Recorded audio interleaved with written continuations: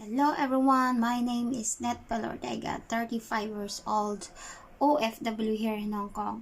4 years na akong nagtatrabaho dito sa Hong Kong as OFW, kasambahay sa bahay, yaya, nag-aalaga ng bata. So I have 5 questions here from Jane DB Elemon. You start question number 1. Paano mo natuklasan ang opportunity na magtrabaho sa ibang bansa at paano mo nahanap ang iyong kasalukuyang trabaho doon? Natuklasan ko ito dahil yung asawa ng pinsan ko nandito na siya sa Hong Kong. Nagtatrabaho na siya dito. Matagal na siyang nagtatrabaho sa Hong Kong. So, may idea ako. Kaya nagpatulong ako nung sabi ko, tulungan niya akong hanapan ng amo din dito sa Hong Kong. Kaya mabilis ang process. Na direct card ako, wala akong ginastos. Lahat yung amo na gastos pag direct card ka. Kaya malaking tulong pag mayroon kang kamag-anak dito sa abroad dahil mabilis ka mahanapan ng trabaho. Number 2, sa iyong pananatili sa ibang bansa, mayroon ka bang naranasang anumang uri ng pang-aabuso o diskriminasyon sa trabaho? So far, so good naman yung mga amo ko dahil both professional po sila. Basta gawin mo lang ng tama yung trabaho mo. Tapusin mo lang, honest ka lang sa ginagawa mo, ay wala po silang masasabi doon. Dahil ang Hong Kong ay batas po dito, wala po dito sa lahi, kung anong klaseng lahi ka. Pag mali ka, ikukulong ka kaagad. Kaya takot po dito gumawa ng mga pang-aabuso, kung yan, bawal po dito yan sa Hong Kong. Question number 3, paano mo inalagaan ang iyong kalusugan at kaligtasan sa bansang pinagtatrabahuan mo? May mga hakbang ka bang ini-implement para mapanatili ang iyong kapakanan?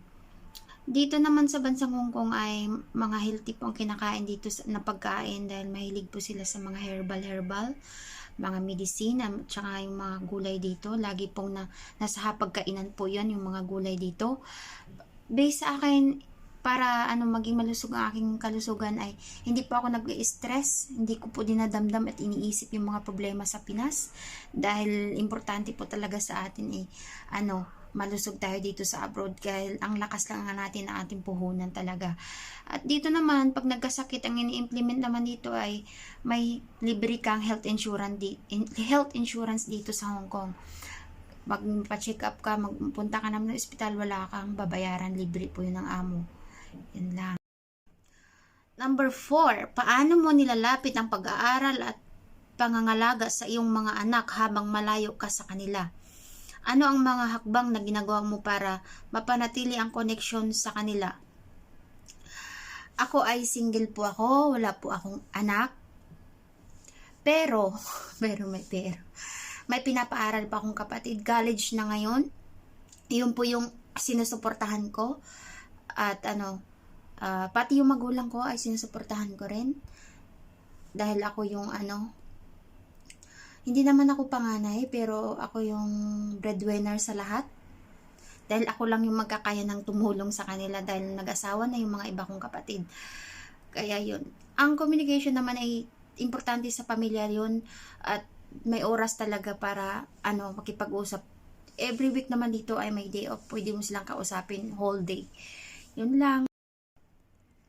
Number 5. Bilang isang OFW, paano mo natutugunan ang mga posibleng panganib tulad ng human trafficking o pang-aabuso sa ibang bansa? Ano ang mga payo mo sa ibang OFWs upang mapanatili ang kanilang kaligtasan at kagalingan sa trabaho?